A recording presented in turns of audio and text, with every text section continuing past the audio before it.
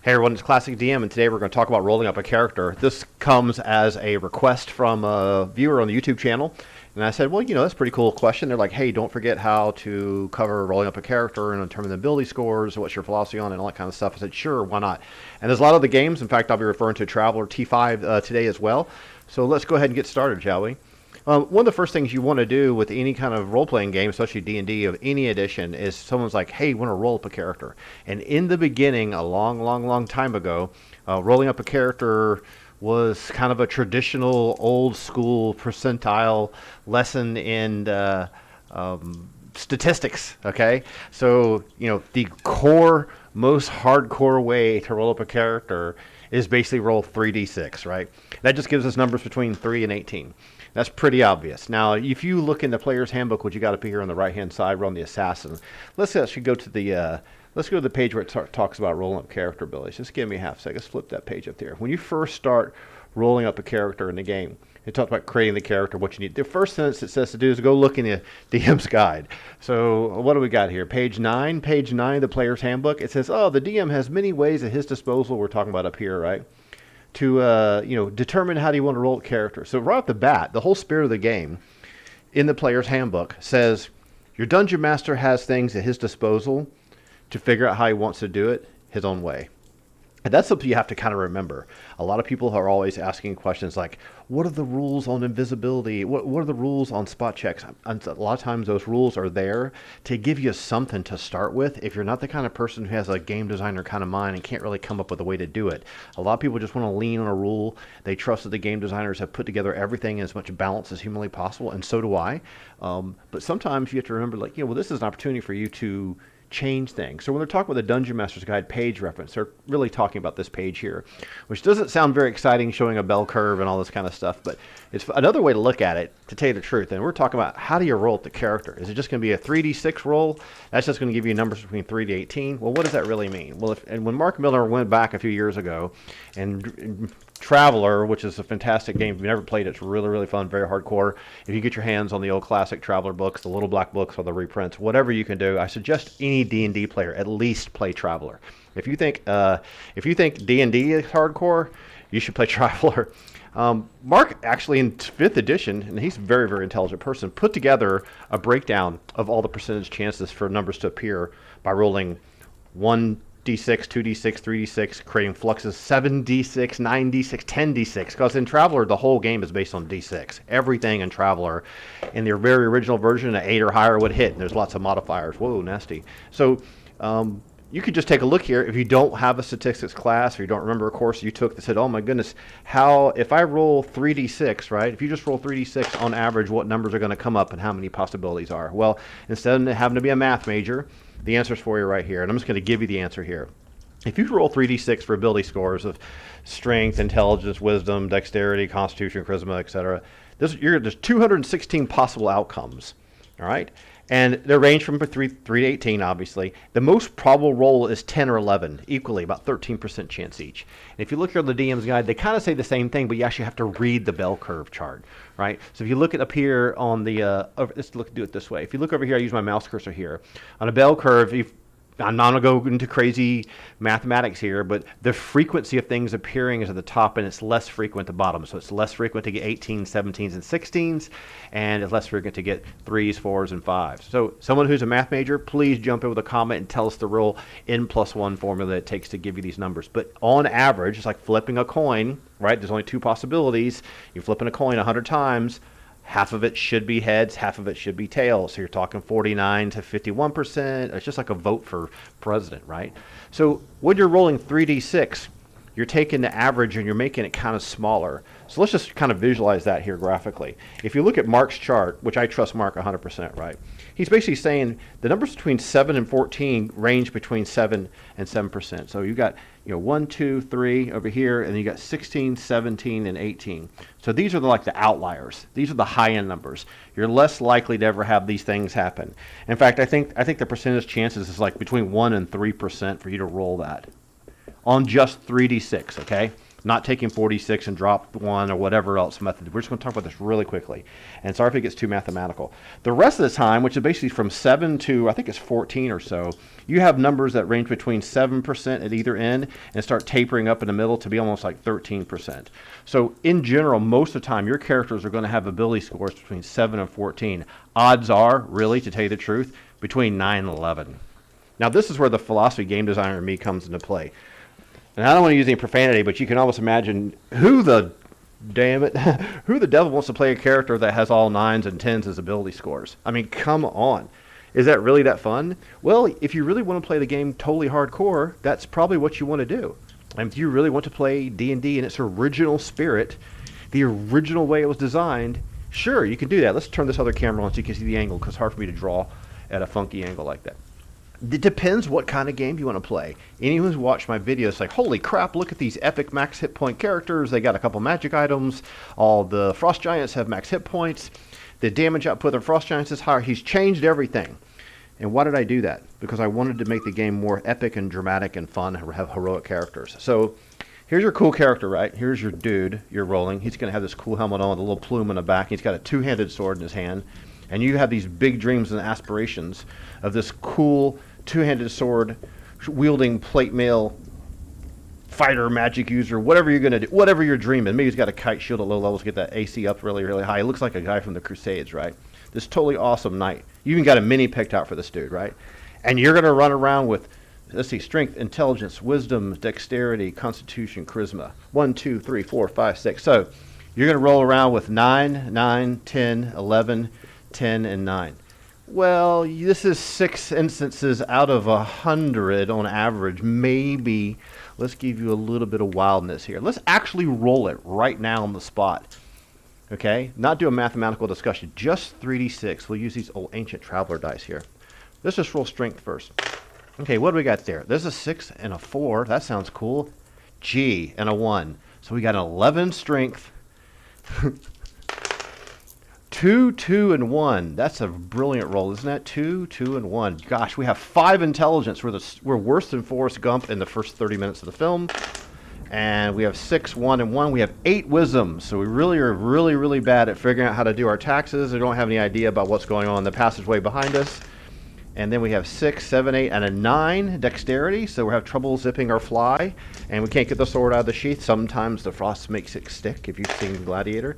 6, 7, oh, here's a good 6, a 12, a 14. A 14 constitution, right? That's pretty good. That's pretty good. Now, so we have a lot of hit points. We're stupid as hell. We can hardly lift anything. We don't have much wisdom, but we're a fat guy, right? We're a huge fat guy. We're in the heavyweight division in the UFC. 6, 7, 8. And we have 9 charisma, so we're ugly as hell. So that's what you rolled. And you rolled them in order. Some people will say to you, well, you don't have to roll them in order. You can roll these numbers and rearrange them. Well, okay, so I wanted to play the fighter, so I'm going to swap out the 11 if they're the Constitution, and I want to put the next highest one in Constitution. So I'm like, okay, I'm going to give the fighter 14 strength, and I'm going to give him, what's my next highest number? 11 Constitution, which gives me no bonuses at all. And even at 14, right, let's just go back to our player's handbook. Even if you go to 14, which is right through here, okay, normal mode plus 200 extra 20-pound weight allowance. Bend bars, lift gates, so small and insignificant. Okay, I would bet a 20-year-old kid can probably do that. Now, if you want to play a game where your character has to work around these kind of limitations, the character is stupider than you in real life, the character has wisdom than you in real life, the character has less dexterity than you in real life, the character probably has less charisma than you in real life, and the character may have more physical resistance or resiliency, and the character might be stronger than you. So you're going to be at a disadvantage because you're kind of actually this player who's extremely smart. So we put a little smart question mark over your head. Really smart player, right? You probably have pretty good hand-eye coordination because you use a cell phone and drive a car and do those other technologically advanced things. You have pretty good hand. You're not a fencer or anything. You don't do aerobics and do backflips, and you're not a UFC fighter. Your charisma, it could be good leadership skills, not necessarily, it's not about what you look like. Your wisdom and intelligence, I mean, you're living in a modern world. You're probably relatively intelligent. You probably got out of high school and middle school, so you probably have a higher wisdom and intelligence than that. Now, some people say, yes, but these are averages. Well, averages are C. Okay, so if you ever made a B in any of your courses or anything like that, you're probably better than this. And if you can manipulate your phone and send text messages with just your thumb, you probably have a higher dexterity than 11. An average dexterity in kind of a medieval slash fantasy campaign means you can probably get a bow, an arrow out of the quiver, put it on the bow on the right side, pull it back and point it and shoot it. And probably hit somewhere, near the target, right?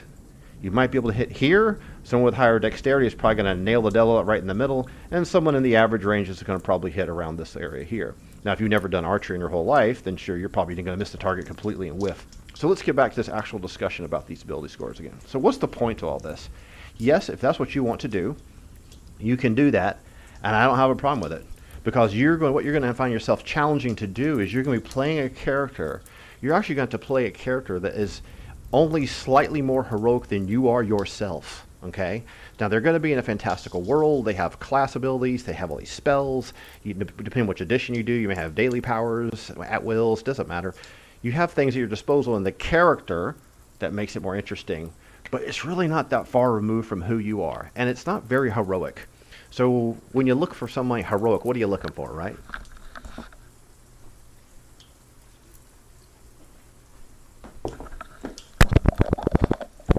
You're looking for these guys.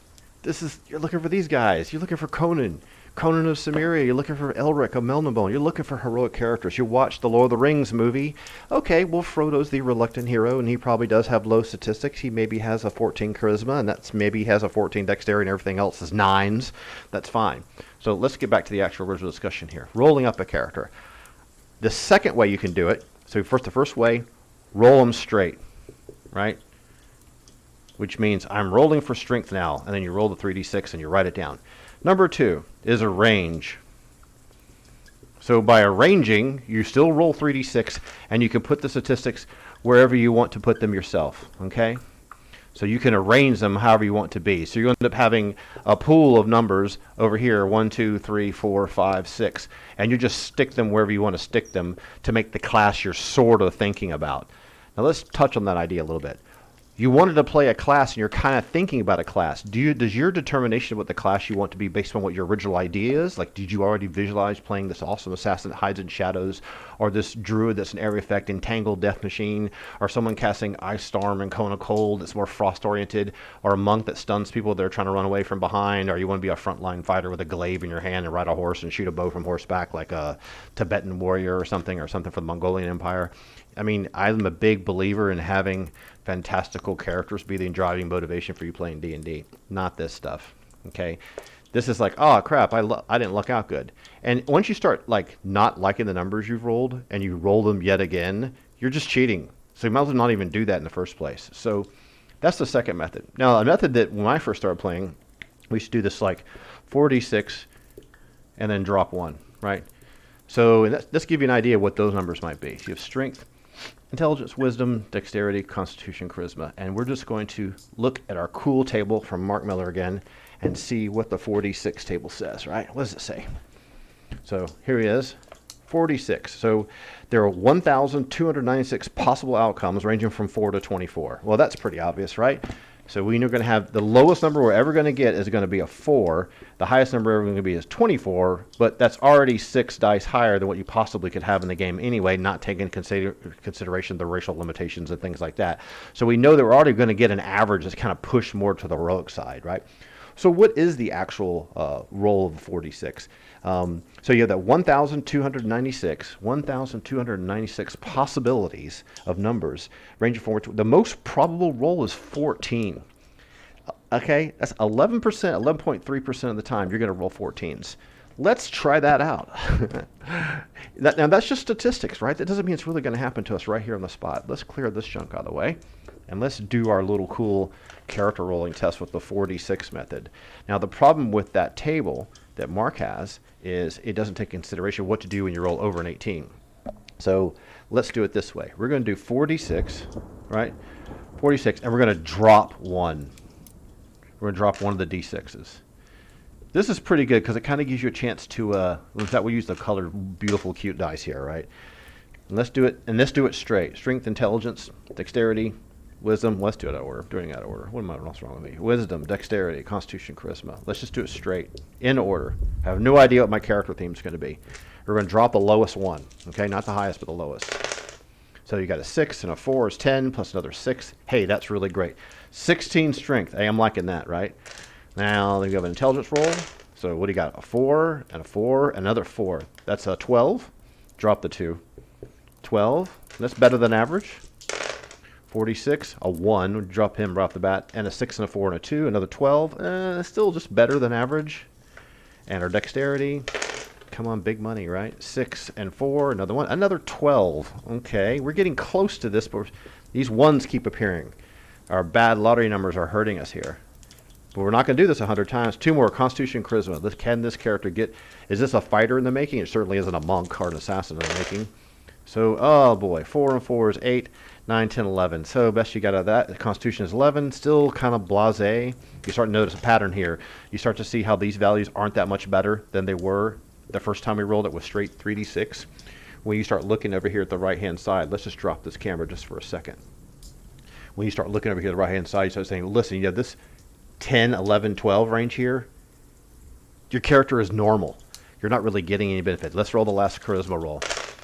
6 and 5, 11 plus 3 is 14. So you got decent charisma, great leadership skills. Really strong, great leadership skills, completely run-of-the-mill in the middle. So, what's that, a fighter? I mean, is it high enough wisdom to be a paladin? Then you can start looking at the next thing. So if you roll the ability scores that way, you then need to kind of take into consideration, I think on every class entry in the player's handbook is going to tell you what the minimum score is. So let's just say, hey, is this the makings of a paladin? What's it going to take to be a paladin here? Let's just pull this up here on the right-hand side. Here's our infamous picture of the paladin in hell. And then we go down here, that's page 1, page 2. So, what does it say you got to have to be a paladin? And we're going to look right down here. This usually the first paragraph in the first edition, page 22 here, is going to tell you right off the bat what you need. They have to have fighting abilities, limited spell powers. To become a paladin, they must be human, have a strength not less than 12. Check. What else do we need? An intelligence of 9, a wisdom of 13. Yeah, intelligence of 9. Check. Oh, disappointment. Can't play a paladin. So you're left with playing a fighter now. So, or maybe a ranger. So you're kind of like, is this fun or what? So I want to throw something out there. This is what I like to do, okay? When they started making computer game versions of D&D, they realized that this wasn't fun. In fact, in Baldur's Gate 2, Icewind Dale 1, Icewind Dale 2, even Fallout 1 and 2 is a completely different system, wasn't D&D. What was the one that they made that was a apocalyptic thing? I forgot it. Planescape Torment or something. They started making the system where like, oh, when you're playing a computer game, who wants to play a game with a bunch of character stats that don't really do anything? You never get any bonuses, you never really get any minuses. How many times are you going to bend bars and lift gates over the course of the whole adventure? How many hirelings and followers and languages are you going to need? None of those things never come into play. So they started doing things where like, okay, this is our computer game, let's just change the rules. So they started doing things like this. And we're just going to switch this back off. Let's put our little table camera so you can see over my shoulder a little bit. Strength, intelligence, wisdom, dexterity, constitution, charisma. 1, 2, 3, 4, 5, 6. We're going to give everyone starts with 10s. And we're going to give you this pool of 8 numbers. And you can distribute it but to a maximum of 3. And it incrementally gets more expensive as you do it. System designer heaven. So I'm going to boost this up to 17, but by doing that, I can only add 1 here and 1 here and 1 here, so I can have 11 and 11 and 11, 10 and 10. As they started doing these kind of convoluted systems with what I call a pool, okay, it's like, come on. Like, they don't even allow the statistics to have something amazing and incredible happen to you. That's still gimpy. All right, so what's the solution? What's the solution, Classic DM? Here's what I think you should do. Step 1. Say you want to play a particular character. I want to play an assassin. In your campaign, I want to play an assassin. I want him to have this manky, black, scabby beard. I want him to have this. I want him to be like 6'4". I want to weigh about 225 pounds. He's strong as hell. Huge, strong forearms. He uses 2 axes because I love the Vikings. I love some of the characters in the Vikings. So he's like a dual wielder. He's great at hiding in shadows and moving silently. He used to be a hunter. So he's fantastic with a longbow. He's got a family back home, but he's gone on adventuring. He wants to go discover the secret of something. He thinks that Odin sent him on some quest to find his ultimate soulmate and then become a great warrior and prove to her that he's worthy to be his next wife, because his first wife drowned in some frozen fjord boating accident. That's a character. So come to the table with a character, okay? A character idea. And tell the DM, is like, okay, DM, here's my character, here's his theme. The more energy you put into describing this character, I think your DM should be able to say, okay, you know what, this character you're describing to me, he's got pretty darn good dexterity. I'm gonna give him 16 dexterity. He's this really tall, strong, resilient guy. I would give him 15 Constitution. He's dirty and gruff around the edges. Maybe he's a little lawful neutral. I'm not going to give him a high charisma. I'm just going to give him kind of a 10 charisma. Wisdom, he's probably a pretty wise guy, but I'm just going to give him like a 13 wisdom. Intelligence, let's just leave him around 12. And strength, I'll go ahead and give you a 17 strength, so you can play this character that you've always wanted to play. But before you do that, be sure you double check, can you actually even play, and is that even high enough to be an assassin in the first place? Let's go down here to the assassin table, double check ourselves. Here we go. So what do you need to be an assassin? So as a DM, you should do something like this. Check this, page 28. Okay, so he needs to have a minimum strength of 12. Okay, we got that. Minimum intelligence of 11. We got that. Dexterity score not less than 12. That's great. So there you go. There's your statistics. And I've done some nice things for you. I've given you a little bit extra strength because your character described to me this huge 6'4", whatever, Viking UFC fighter type guy with this great dexterity, shoots a longbow. There's things about, maybe in the game you have to shoot a short bow, whatever. So come to the table with a theme. Let the DM give you some statistics out of the blue, completely made up. And if you don't like that he gave you too much wisdom, don't be greedy. Don't say, I want straight 18s. This isn't like being a 7X GM in Ultima Online. Let the DM give you something that seems a little balanced. You're playing a character, like a character in a novel, okay? You're playing a character that's got problems, that isn't perfect, right? Conan doesn't have 18 intelligence and 18 wisdom, okay? You're playing a heroic character, So let these kind of numbers, and don't be disappointed if you don't get 18s. Think about the other things. He's giving you enough of bonus for you to get bonuses to things, to damage, to hit, and to damage, and things like that. So that's the way that I think you should do it. While we're talking about character, rolling up a character, let's talk about something else. Now, if you really want to get complicated, if you really, really, really want to get complicated, you can look at the race table on page 15. So in the player's handbook, there is also a race table. I never really liked using it, but this is it. So on page 15, there's limitations to the different classes you can play, by what race you play, the max level that you can play for those different classes, the max statistics you can have for those classes. There's things in the DM guide that tell you, if you're going to play an elf, you get a +1 with the longsword. Those things are great too. You infuse as much of the book specific, by the book, as people say, details that you find to be interesting. That's interesting to you. Now, if you just want to play an elf because you like the way they're built and what they look like and their lore and what you've seen in films and movies or comics or whatever you want to say, and you want them to be this elven character, and you run around and say, I want them to be an 18 strength elf, that's probably not going to happen, right? But you think the elf has high dexterity, like instead of this big burly, fur-wearing, dual-wielding axe barbarian, assassin, Nordic barbarian we described, if you describe some kind of super dexterous, stealthy, elven hunter, Drit Stewart, and I hate to say it, something like that, that uses a short bow, but is very, very quiet, very, very, more like a ranger, then the statistics will be a little bit different. I think it's more important for you as a player to have a heroic character that you can feel invested in, that you care about, that the statistics are enough interest level to actually provide you some kind of bonuses. And when you're the DM and you're thinking about building someone's saying, hey, I really want to play this incredible, nuker type, wizard. I want to play this wizard, a magic user, a classic name with a class. Look at the table and see what some of the bonuses are for the maximum number of spells per level, the minimum number of spells per level, what kind of bonuses they're going to have here. Also, another whole conversation we should talk about too, and I'm going to do another video on this, is we start talking about there's no skills in first edition. Okay, this is something from 3.0, 3.5. 3.0 and 3.5 have a massive complex skill system because they have an increasing base attack bonus and increasing statistics. So the ability scores go up as you level up, and your base attack bonus goes up as you go up. And there's a thing called DCs that you check a roll of D20 in. That's where the whole D20 system came from in the first place. We'll talk about that in another episode. But in the skill system in 3.0 and 3.5, things like spot and listen and move silently and hear noise that kind of get pulled out of the thief class and placed into like a general set of skills that are packages for different characters that were cheaper for one class to have than another.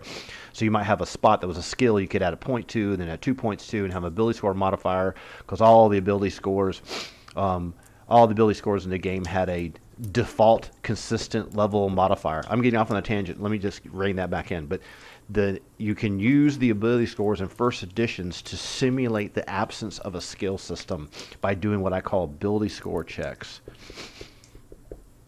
And I don't want to get into this in too much detail, but good Lord, I just can't resist it. So let's just say, you've probably seen this in some of the episodes. Say you're a player in a character that has 17 intelligence, right? And you've got another character that has 15 intelligence. And they're both looking through some ancient tome that they found in Eclabra's study, right? Drow, cleric, priestess, nasty villainous. The Codex Atlanticus for the Drow elves that she's got in here. It's got a bunch of nasty rituals in it and describes where the cities are and all the nations and the connections written in Drow language. Say neither one of you, say either character one, we'll call him Wizardry Bill, right? And character two, which would give him a big plumed Achilles-looking helmet cleric guy with an intelligence of 17, and he's an intelligence 15. They're both looking at the book, and they're trying to decipher something from the book. And me, as the DM, right? I'm the DM over here. No, I don't have a cool cell phone in my hand. So I'm the DM, and I'm like smiling because I know in here there's a secret map I want my players to have. I want them to be able to decipher the map that's going to show them on this hex grid where the Sunless Sea is, right? So here's the Sunless Sea and how to get there. Here's the islands in the map, and there's a boat that will actually go there and a ferry back and forth. All I care about is the players can find out where this map is so they can take a ferry and sneak to the island on the Sunless Sea and the Vault of the Drow and go face a Clavra one-on-one. So all I care about is them being able to glean that information out of the book, this actual gameplay situation. So I got the cleric over here. I got magic user over here. You could probably reverse the stats. It doesn't really matter. I do things called ability score checks. I know both these guys are smart. This could even be a wisdom check, but I like to think of it as an intelligence check because it's like how scholarly you are, basically, if you think about it. So I say, well, you know what? I'm going to make this hard for you. I'll make this easy for you. I want you to give me an ability score check. It's like doing a task in Traveler or Mega Traveler. So what would you do? Okay, roll a d20, your intelligence or less. So this is going to give us numbers between 1 and 20, right? He has 15. So each one of those numbers on the 20-sided die is kind of like a 5% chance. So this guy with 15 intelligence, he has 50 plus 25. So he has 75% chance. 75% chance on a d20 roll to just to figure out what that is. That's not a mistake if I've done the math wrong. Odds are, from rolling a number from 1 to 20, and 15, he's at the 75% mark of success. So he'll only fail 25% of the time. That's a pretty high margin. It's like taking a driving test for most people. This guy's got a 17. Excuse me, my nose is running. This guy's got a 17, 2 points higher. It's an additional 10% higher for him, so we can drop that down. He only has a 15% chance of failing. And I did this on purpose because I want them to successfully find the map, but I want it to feel like a 3.0 difficulty check called like lore or something, right? Neither one of them have a lore skill or an arcane lore skill or a drow elven arcane lore skill. So the first guy says, okay, let me roll against my intelligence. So what does he roll? Roll at the table.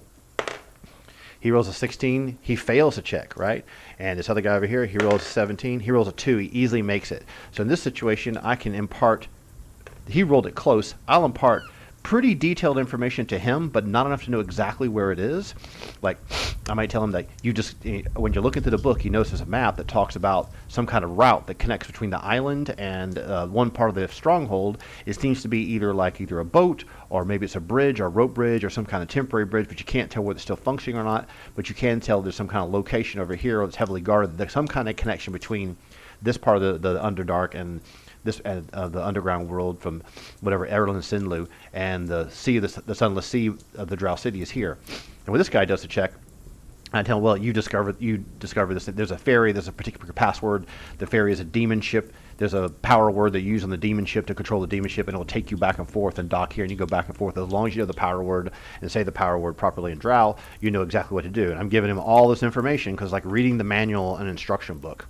So the ability score checks is another thing to think about when you're going all the way back to the beginning when I was first talking about, right? Which is rolling up a character. The reason why I like to do it that way is because I use a lot of ability score checks. Sometimes I'll say roll your intelligence or less, okay? Which means you'll probably succeed here on 3d6. Because remember those 3d6 numbers were like 9s and 10s and 11s? Odds are with someone with 15 intelligence and 15 and 17 intelligence are going to roll underneath their base statistic very easily, right? I might have a situation where these two guys are jumping across a 10-foot wide pit. You know, how many times have we seen all these D&D books in our hallways, a 10-foot wide pit? I might make them a dexterity check to roll underneath their dexterity. You might only have like a 10 dexterity. It's 50% chance of failure, pretty much, even less. So that's why I like to use ability scores that way. I don't like to run around giving characters straight 18s. I do want the heroic characters to have an opportunity to do wonderful, magical things in their campaign. I don't want them to be bogged down by being a bunch of dumpy farmhands that can't do anything, okay? Which is one of the criticisms of when D&D first came out. Everyone's like a level 1 adventurer, and it's kind of, you can't really do much. I mean, you got 2 hit points as a magic user on average at level 1. What are you going to do? You get killed by a dart, a gust of wind going to knock you down, you're going to bruise your knee and bleed to death. Some of those things are kind of weird. Some of those games are kind of odd. So, in summary, what I recommend you do, let's go all the way back to the beginning here real quickly. We're going to summarize, and then I'm going to stop the video here. In summary, without getting rained on, excuse me, I suggest you come to the table as a player with a character theme and an idea. And that's something I want the player to do. Player comes to the table with this idea, right? The better you are to articulate, the better. Go find a picture from Pinterest, find a model, find a miniature. We talked about that in one of our other videos, right? The DM, the Dungeon Master, woohoo, with his cool hat on, right? What I want you to do is I want you to think about what statistics or ability scores are going to help make that come alive without being unbalanced, knowing that you can use those kind of ability scores later on to check things like jumping over pits in the dungeon or reading magical books where the dude's trying to jump over the pit and he falls to take 66 falling damage. So ability scores in first edition in its by the book form don't empower you to do a lot of skill checks like they do in third edition. So leverage those ability scores to do that kind of stuff in your gameplay session. So therefore, when you're going back and you're creating this character for someone and working and negotiating the terms of the contract, okay, and we forgot our wisdom, right? Strength, intelligence, wisdom, dexterity, constitution. When you're determining those core 6 ability scores and you're kind of telling, well, you know what, I think I'm going to give you a 17 strength fighter. I'm only going to give you a 10 intelligence and 10 wisdom. I'm going to give you pretty decent dexterity of 14. Your constitution, I'm going to give you a 14. Your charisma, I'm only going to give you a 9 because you're really unruly and people don't like you much. The character probably happy, wanting to play a fighter, probably happy with these numbers. Once the character's happy, they can flush out the details. These ability scores are never going to grow. So they're never going to change like in 3rd edition. Or I don't know if they do it in 5th edition. I don't play 5th edition. All right, so that's pretty much it. So hopefully in summary, this kind of gives you an idea of what rolling up a character can be. If you ever, this book is extremely expensive. You don't need to run out and buy it. But you could probably, I'm not going to put a picture on the web because I don't want to show any Marc's copyright stuff anywhere, but I just wanted to show it to you that very quickly that if you can look these kind of numbers up on 3d6, there's 216 possible outcomes, range from 3 to 18. The most probable roll is a 10 or 11, equal to 13% each. On 4d6, there's 1,296 possible outcomes. The average roll is 14. So if you're dropping the lowest 3, it might be mathematically a little bit different, but the 4d6 and dropping 1 is a good way to still get you pretty good scores, but I actually firmly believe that you should create the character as a partnership to let the player's big dream come alive, and the campaign will be more interesting, and the characters will be heroic, and it'll be much larger than living our day-to-day lives, which in my mind, that's what D&D is all about. Hope you have fun, and we'll talk to you later.